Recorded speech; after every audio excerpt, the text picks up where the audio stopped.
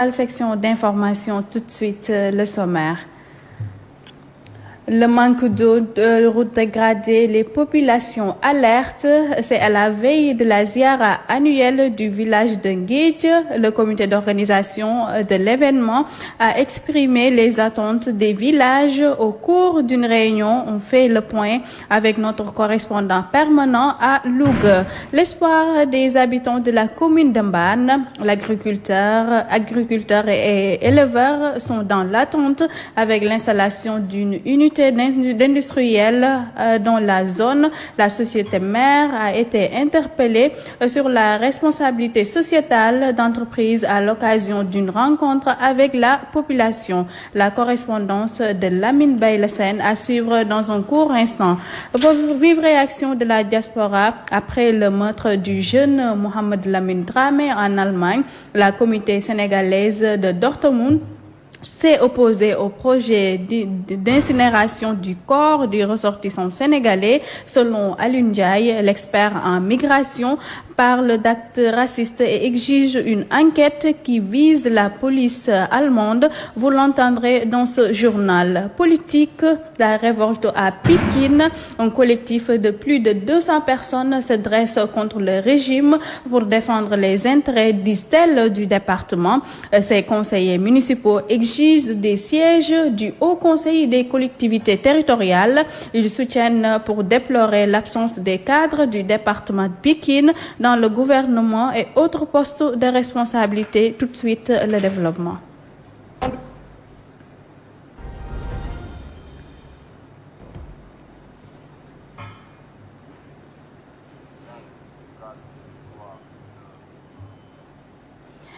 Mesdames et messieurs, bonjour et bienvenue. Comme je vous l'annonçais en titre, manque d'eau, routes dégradées, les populations alertent.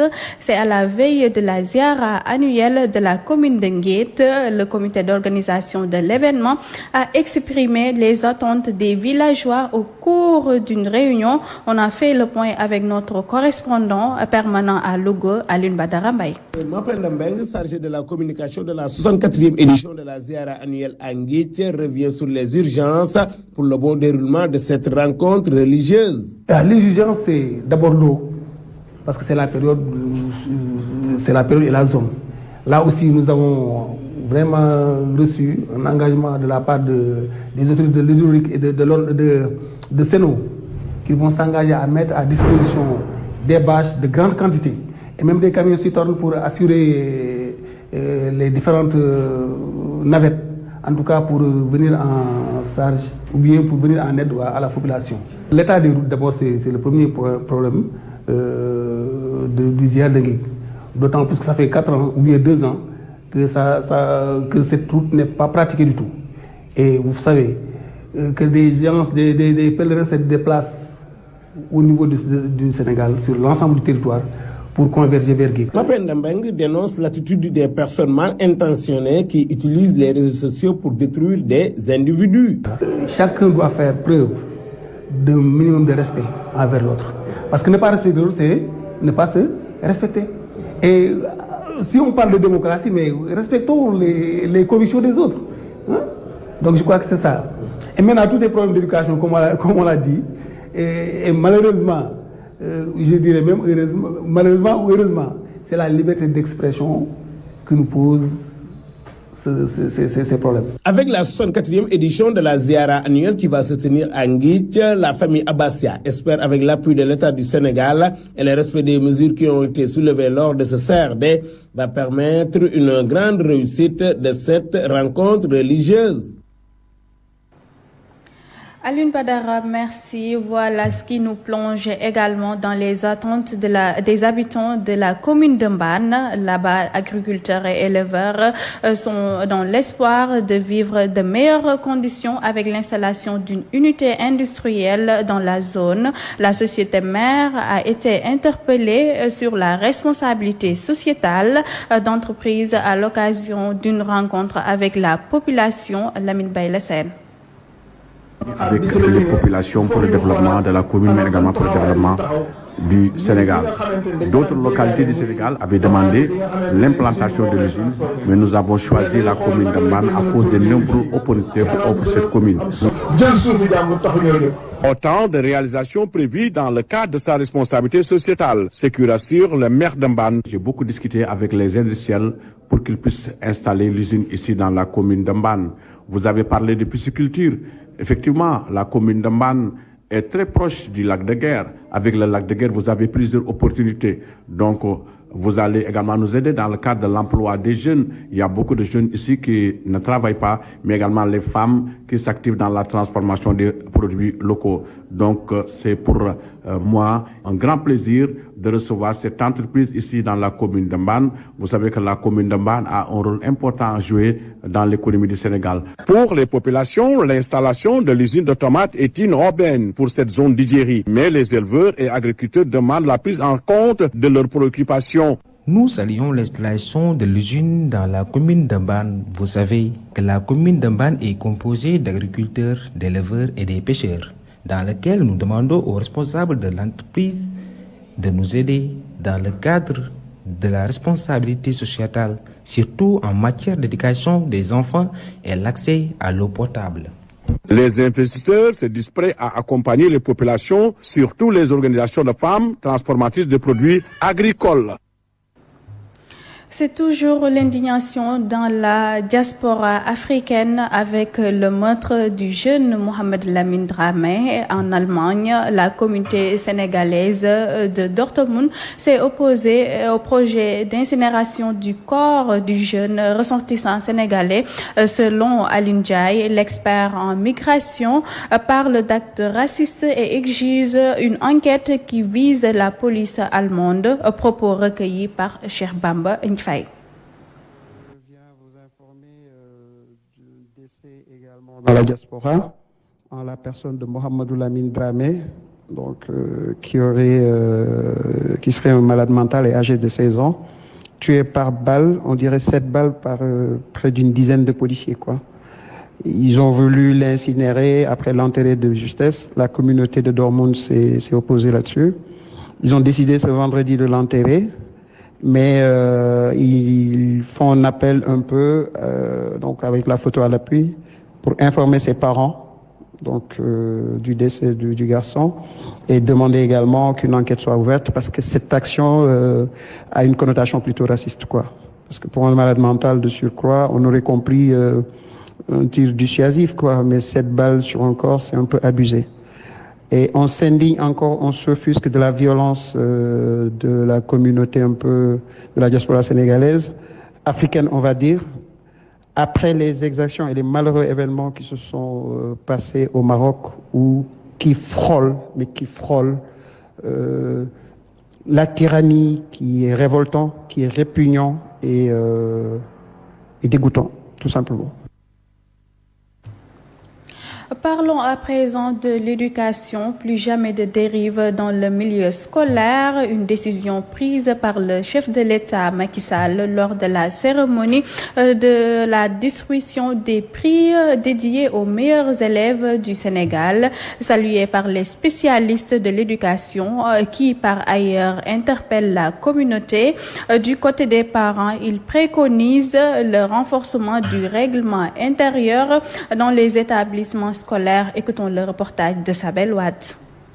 Lors de son allocution à l'occasion de la cérémonie de remise des prix aux meilleurs élèves du concours général, le président de la République appelle à la non-violence dans le système éducatif. Cette volonté du chef de l'État est appréciée par les syndicats d'enseignants. On doit arriver aux actes. Voilà, à mon avis, et quelques éléments qui ne peuvent pas ne pas être mis en exergue en avant pour arriver à une école apaisée. La solution ne peut être que commune, que chacun dans la cellule familiale fasse le travail, dans les établissements également, que les enseignants soient extrêmement rigoureux, les directeurs rigoureux, les proviseurs et les censeurs, ceux qui sont en faute soient sanctionnés. Même avis du côté des parents d'élèves qui préconisent des sanctions à l'encontre des élèves fouteurs. Les responsabilités au niveau de l'établissement et peut-être des élèves. Mais il y a des mécanismes internes de règlement de ces conflits qui existent au niveau des établissements. Il y a le conseil de discipline. Laissons le soin à ces organes de pouvoir régler ça. Mais ipso facto, dire qu'on va les exclure dans le système, ils n'ont pas le temps dans le système. Moi, je dis. Pour rappel, depuis 2 ans, des scènes de vandalisme sont notées à la fin de l'année scolaire, comme à Yoff, où des élèves mineurs ont été attraits devant la justice pour saccage de biens publics avant d'être libérés. Face à cette situation, enseignants et parents d'élèves demandent des réformes. Sobel Wade, restons toujours dans ce concours où la majeure partie des prix est remportée par les élèves des séries scientifiques, une performance saluée par les acteurs de l'éducation qui toutefois interpellent le chef de l'État à booster ce secteur, n'est-ce pas Seynabou Camara? Des prix sont remportés par les élèves des séries scientifiques. Une performance au concours général qui ne passe pas inaperçue, c'est les spécialistes en sciences de l'éducation. De disposition pour en général remplir l'ensemble des prix. Non seulement ils se distinguent dans les prix scientifiques, mais il arrive même que des prix dans les cliniques. Et souvenez du cas de Souleymane Bachir. Je dis tantôt que Souleymane Bachir, quoi qu'on puisse dire, c'est une identité remarquable. Tout cela est dit tout simplement au fait que cette dernière décennie, l'État a initié une politique éducative pour la prise en charge des disciplines scientifiques. Et c'est une politique qui est en train de réussir. Les disciplines littéraires, le suivi qu'on les a donné au niveau du marché de l'emploi n'est pas très réjouissant. Cette percée des lauréats dans les sciences ne casse-t-elle pas une régression chez les élèves littéraires? En tout cas, la question préoccupe les acteurs de l'éducation et interpelle. On ne peut pas parler de la littérature, mais il n'est pas dit que celui qui est dans une filière scientifique ne peut pas avoir beaucoup plus de disposition que celui qui est dans une filière littéraire. Il ne s'agit pas d'une régression par rapport aux disciplines littéraires. Il s'agit de voir des effectifs beaucoup plus nombreux comparés aux disciplines scientifiques. Mais en réalité, il n'y a pas de régression. Seulement que quand on constate qu'il y a beaucoup d'élèves au niveau des disciplines littéraires, il est tout à fait normal qu'on constate qu'il y a moins quand même d'élèves distingués à ce niveau-là. La performance, c'est les scientifiques au détriment des littéraires. Le concours général a vécu. Il s'agit du plus grand événement du calendrier scolaire, mais aussi un moment de communion entre les différents acteurs du système éducatif. Seynabou Camara, l'emploi des jeunes intéresse les jeunes, l'emploi vert intéresse les jeunes justement et ces dernières interpellent les décideurs. À ce titre, le Conseil national de la jeunesse engage le plaidoyer. Khadim Diop s'exprime depuis Kaolack au micro d'Ousmane Junior Sarr. L'inspection régionale du travail et de la sécurité sociale, en partenariat avec la GIZ et le Conseil national de la jeunesse du Sénégal, organise un forum sur l'emploi vert. Comme vous le savez, la jeunesse sénégalaise est confrontée à plusieurs difficultés telles que l'emploi décent, l'accès aux fonciers, la participation des jeunes aux instances de prise de décision et surtout par rapport à l'emploi. Comme vous le savez, chaque année, plus de 200 000 jeunes sortent des écoles de formation et des universités pour chercher de l'emploi. Et on sait que l'État n'a pas les moyens de recruter tous ces jeunes. Donc, c'est aux partenaires et surtout aux organisations de jeunesse de proposer deux solutions pour trouver de l'emploi à tous ces jeunes. Il est extrêmement important de travailler avec les partenaires au développement sur l'emploi vert, surtout par rapport à l'accès aux fonciers, par rapport aussi à l'agriculture bio et aussi par rapport au développement de tout ce qui concerne le travail dans le solaire aussi. Je pense qu'il est extrêmement important pour nous en tant qu'organisation de jeunesse de soutenir les partenaires au développement, mais aussi de travailler avec les organisations pour promouvoir tout ce qui concerne l'emploi vert. Le président du Conseil national de la jeunesse que vous venez de suivre, la jeunesse et l'emploi, on en parle. Le coordinateur des diplômés sans emploi dénonce une mauvaise politique du gouvernement. Notre reporter a aussi donné la parole à des étudiants sans trop d'espoir à trouver de l'emploi à la fin de leur formation. Maguette Gueye, reportage. Ahmed, étudiant en journalisme âgé d'une vingtaine d'années, le jeune homme semble être préoccupé dans un pays où le taux de chômage est très élevé. Orienter, créer des moyens, des opportunités pour ces jeunes-là, c'est quoi? C'est de se former, d'avoir une profession. Parce que la plupart des jeunes qui sont diplômés et qui sont chômeurs, c'est parce qu'ils n'ont pas de profession, ils n'ont pas de métier. Si vous avez des métiers, vous pouvez faire quelque chose. Et l'autre point, c'est quoi?